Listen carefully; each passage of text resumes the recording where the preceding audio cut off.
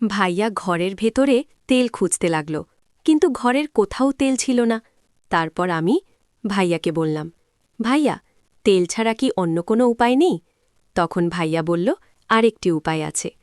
তো বন্ধুরা, আজকের এই ভিডিওটিতে আপনাদের সত্য ঘটনাটি জানাব। দয়া করে ভিডিওটি সম্পূর্ণ দেখবেন, তা না হলে কিন্তু ঘটনাটির কিছুই বুঝতে পারবেন না। আমি বাংলাদেশের খুলনা জেলার একটি ছোট্ট গ্রামে থাকি। আমার নাম সাদিয়া। আমাদের পরিবারটি খুব সাধারণ।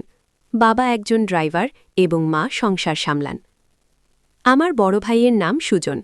তিনি আমার চেয়ে কয়েক বছরের বড়। আমার বয়স এখন 18 বছর, আর ভাইয়ার বয়স 24। তিনি ঢাকায় একটি কোম্পানিতে চাকরি করেন। সাপ্তাহিক ছুটির দিনে, বিশেষ করে শুক্রবারে, তিনি আমাদের গ্রামের বাড়িতে চলে আসেন। আমাদের বাসাতে মাত্র 3টে ঘর রয়েছে। একটি রুমে আমার বাবা মা থাকেন এবং আরেকটি রুমে আমার কাকা কাকি থাকেন, আর আরেকটি রুমে আমি এবং ভাইয়া থাকি। প্রতিবার ভাইয়া গ্রামে এলে আমরা দুজন অনেক সময় একসাথে কাটাই। পড়াশোনা, গল্প, আড্ডা কিংবা গ্রামের চারপাশে ঘুরে বেড়ানো, সব কিছুতেই ভাইয়া আমার সঙ্গী। আমি ছোট থেকে ভাইয়ার খুব কাছের, তাই ওর সঙ্গে আমার একটা বিশেষ বন্ধন তৈরি হয়েছে। সেই কারণেই যে কোনো সমস্যা হলে আমি প্রথমেই ভাইয়ার কাছে ছুটি, আর ভাইয়াও সবসময় চেষ্টা করে আমাকে সাহায্য করার। একদিন ভাইয়া ছুটিতে বাড়ি এলো। সারাদিনের ক্লান্তি নিয়েও আমার সাথে গল্প করতে বসল। হঠাৎই আমার দিকে তাকিয়ে হাসল। কিছুক্ষণ নীরবে তাকিয়ে থেকে বলল, সাদিয়া, তুই তো অনেক বড় হয়ে গেছিস। আগের মতো ছোট্ট মেয়েটা আর নেই। এখন তোকে দেখে গর্ব হয়। তুই সত্যি অনেক পরিণত আর সুন্দরী হয়েছিস। ভাইয়ার কথায় আমি একটু লজ্জা পেলাম, আবার ভেতরে ভেতরে আনন্দ হল। তারপর ভাইয়া আমাকে জিজ্ঞেস করল, আজ রাতে তুই কোথায় ঘুমাবি? আমি অবাক হয়ে বললাম, আরে ভাইয়া, এই প্রশ্ন করার কি আছে? আমরা তো আগের মতোই থাকব। আমি আমার জায়গায় আর তুমি তোমার জায়গায়। ভাইয়া আবার হেসে বলল, আমি আসলে সেটা বলিনি সাদিয়া। আমি বলতে চাইছিলাম, আমি যখন ছুটিতে আসি তখন তোকে সবসময় মেঝেতে ঘুমাতে হয়, আর আমাকে বিছানায় রাখিস। এটা একদম ঠিক না। আমি চাই তুইও আমার মতো আরামে ঘুমাস। তারপর ভাইয়া হেসে বলল, আজ থেকে ছুটি আসলে আমরা রাতটা একসাথে কাটাবো, কিন্তু এবার নতুন নিয়ম। তুই আর আমি গল্প করতে বসব বিছানায়, আর গল্পের মধ্যেই আমাদের ছোটবেলা আর গ্রামের সব মজার ঘটনা মনে করব। আমি হেসে বললাম, ঠিক আছে ভাইয়া, তাহলে রাতটা সত্যি আরও মজাদার হবে। রাতটি শুরু হলো গল্প আর হাসির ছোঁয়ায়। আমরা দুজন ছোটবেলার কৌতুক, স্কুলের দুষ্টুমি আর গ্রামের মজার স্মৃতি নিয়ে গল্প করতে করতে সময়টা অজান্তেই কেটে গেল।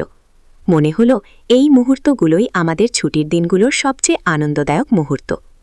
হঠাৎ ভাইয়া একটি প্রশ্ন করল, একটু হেসে বলল, সাদিয়া, তুই কি কখনো কোনো ছেলের সঙ্গে প্রেম করেছ বা কারো সঙ্গে ভালো লাগার অনুভূতি পেয়েছ? আমি একটু লজ্জায় তাকিয়ে রইলাম, কিন্তু মনে হলো ভাইয়া শুধু আমার সম্পর্কে জানতে চাইছে, আমার নিরাপদ ভাবনা ও অনুভূতিগুলো বুঝতে চাইছে। আমি ধীরে ধীরে উত্তর দিলাম, না ভাইয়া, এখনও কাউকে নিয়ে এমন কোনো অনুভূতি হয়নি। আমি এখন পড়াশোনা আর পরিবারের ওপর মনোযোগ দিতে চাই। আমি একটু লাজুক ভঙ্গিতে হেসে ভাইয়াকে বললাম, ভাইয়া, তুমি তো আমাকে এত প্রশ্ন করলে, তুমি নিজে কি কোনো মেয়ের সঙ্গে সম্পর্ক করো বা তোমার কি কখনো এরকম কোনো অনুভূতি হয়েছে? ভাইয়া আমার দিকে তাকিয়ে হালকা হেসে বলল, না রে সাদিয়া, আমি এখনও তেমন কিছুতে যাইনি। আমি এখন নিজের কেরিয়ার আর কাজের দিকেই মনোযোগ দিচ্ছি। ঢাকায় থাকি, কাজের ব্যস্ততা থাকে, তাই এসবের সময় হয় না। তাছাড়া আমি চাই আমার জীবনটা আগে স্থির হোক, তারপর এসব নিয়ে ভাবব। রাত গভীর হলো, আর আমরা দুজন গল্প করতে করতে ক্লান্ত হয়ে গেলাম। ধীরে ধীরে আমি এবং ভাইয়া শুয়ে পড়লাম। বিছানায় শুয়ে শুয়ে আমরা দিনের সব গল্প আর স্মৃতিগুলো মনে মনে ভাবছিলাম। নীরবতায় ঘরটা শান্ত, আর মনে হলো এই মুহূর্তগুলোই আমাদের পারিবারিক বন্ধনের সবচেয়ে মূল্যবান স্মৃতি। রাতের এই শান্তি যেন আমাদের হৃদয়কে আরও কাছে এনেছে এবং আমাদের সম্পর্ককে আরও মজবুত করেছে। পরদিন সকালে সূর্যের আলো ঘরের ভেতরে ঢুকতে শুরু করল। আমরা দুজন ধীরে ধীরে উঠলাম। ভাইয়া কফির গ্লাস হাতে নিয়ে বলল, সাদিয়া, কাল রাতে তোমার সাথে গল্প করতে করতে সময়টা একদম অজান্তেই চলে গেল। এই ছুটির দিনগুলো সত্যি অন্যরকম আনন্দ দেয়। আমি হেসে উত্তর দিলাম, ভাইয়া, সত্যি গ্রামের এই শান্ত পরিবেশ আর আমাদের গল্পগুলো একদম বিশেষ মনে হলো। আমি চাই সব ছুটির দিনই এমন আনন্দময় হোক। ভাইয়া আমার কথায় মৃদু হেসে মাথা নেড়ে সম্মতি জানালো। মনে হলো আমাদের এই সম্পর্ক আর আমাদের গ্রামের ছোট্ট মুহূর্তগুলোই আমাদের জীবনের সবচেয়ে মধুর স্মৃতি হয়ে থাকবে। সকাল থেকে আমরা গ্রামের চারপাশে বের হয়ে ঘুরতে শুরু করলাম। পথের ধুলো, পুকুরের পানি, গাছের ছায়া সবকিছু যেন আমাদের ছোটবেলার স্মৃতিকে আবার জাগিয়ে তুলছে। ভাইয়া হাসতে হাসতে বলল, সাদিয়া, দেখছিস না গ্রামের প্রতিটা কোণ আমাদের কত আনন্দ দেয়। এসব স্মৃতি মনে রাখলে বড় শহরের জীবনের ক্লান্তি একেবারেই ভুলে যাওয়া যায়। আমি হেসে বললাম, ঠিকই বলছো ভাইয়া, এই গ্রাম, এই পরিবেশ আর আমাদের গল্পগুলোই তো আমাদের সত্যিকারের ধন। হঠাৎ করে সেই দিনই ভাইয়া আমাকে কিছু বলতে চেয়েছিল, কিন্তু ঠিক সেই সময় তার অফিস থেকে একটি কল আসলো। কলটি পাওয়ার পর ভাইয়াকে দ্রুত যেতে হলো। আমি তাকিয়ে থাকলাম। মনে হলো ওর মুখে যা বলতে চেয়েছিল তা ছায়ার মতো অর্ধেকেই রয়ে গেছে। তারপর বলল, সাদিয়া, পরে সুযোগ পেলে আমি তোমাকে সবকিছু বলবো, এখন আমাকে অফিসে যেতে হবে। ভাইয়া অফিসের জন্য চলে যাওয়ার পর আমি একটু নীরব হয়ে রইলাম। ঘরটা হঠাৎ বেশ ফাঁকা মনে হলো, কিন্তু আমি জানতাম যে কিছু ভাইয়া বলতে চেয়েছিল সেটা অবশ্যই পরে বলবে। আমি জানলাম এমন ছোট ছোট মুহূর্তগুলোই আমাদের সম্পর্ককে আরো শক্ত করে, আমাদের পারিবারিক বন্ধনকে আরো গভীর করে। সেই সকাল থেকে শুরু হওয়া দিনের সব স্মৃতি, ঘর, গল্প, হাসি আর ছুটির মুহূর্তগুলো সবই মনে করিয়ে দিচ্ছিল পরিবারের সঙ্গে কাটানোর সময়ই সবচেয়ে মূল্যবান। কয়েকদিনের জন্য আমি একরকম অস্থির মন নিয়ে থাকলাম। রাতের ঘুমও ঠিকভাবে আসছিল না। মনে হচ্ছিল ভাইয়া কি যেন কিছু বলতে চেয়েছিল, কিন্তু শেষ মুহূর্তে বলতে পারেনি। তার কথার ধরন, তার চোখের দিকে তাকানোর ভঙ্গি সবই আমাকে অদ্ভুতভাবে আকৃষ্ট করেছিল। মনে হচ্ছিল সেই কিছু যেন আমার সঙ্গে সম্পর্কিত, একটি বিশেষ বিষয় যা আমাকে জানতে হবে। কিন্তু কেন তিনি বলতে পারেননি সেটা এক রহস্য হয়ে রয়ে গেল। আমি ঠিক করলাম এখনই ভাইয়াকে কল করব না, কিছু জিজ্ঞেস করব না। তবে মনে মনে আমি বারবার সেই মুহূর্তের কথা ভাবছিলাম। তার প্রতি কৌতূহল দিন দিন বাড়ছিল। কখনো মনে হচ্ছিল আমি হয়তো বুঝতে পারবো কি বলতে চেয়েছিল, আবার কখনো মনে হচ্ছিল ধৈর্য ধরতেই হবে। হঠাৎ করে একদিন ভাইয়া আমাকে ফোন করলো।